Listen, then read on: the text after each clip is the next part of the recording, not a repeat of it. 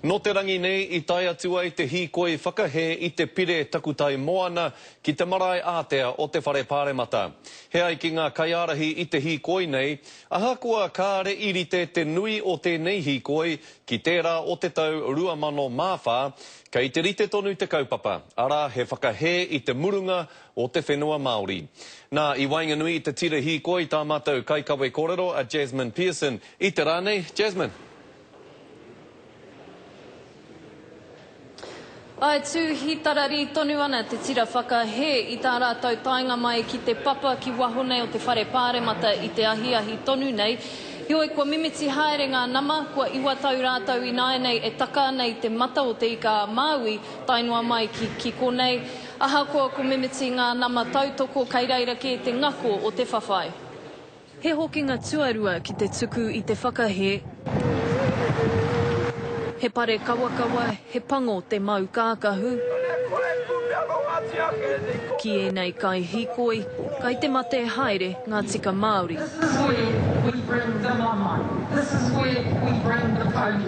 Tai a kanohi mai ngā kaitō rangapū ki te rongo anō I a rātou nawe, engari kai te tū māro te minita, I runga I tāna whakatau. It won't make any difference to the passage of the bill. I thought it was very respectful, it was very small.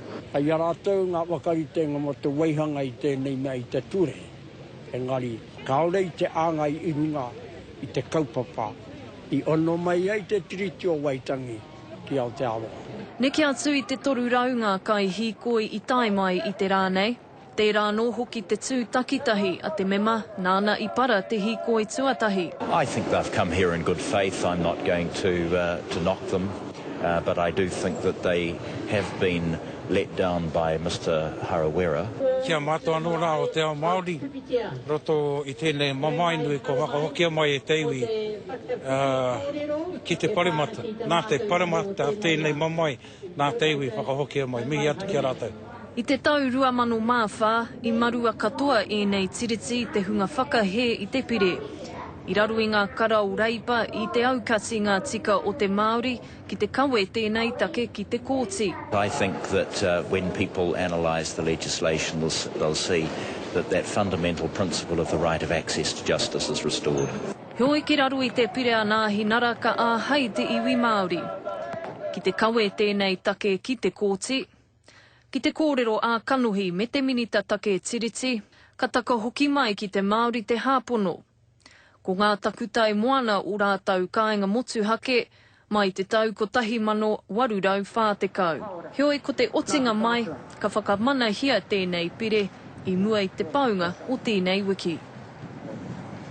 Jasmine, pēhea te wairu o te hīkoi ki tāu te tiro I te ahua nei I reira te matapōre hutanga, nera?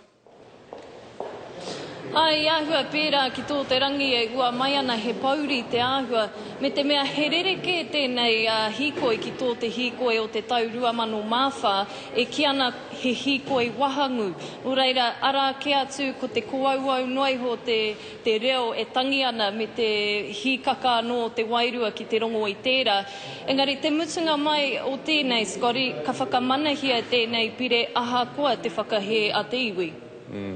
Jasmine Pearson I te whare pāremata tēnā koe mo e nā whakamārama.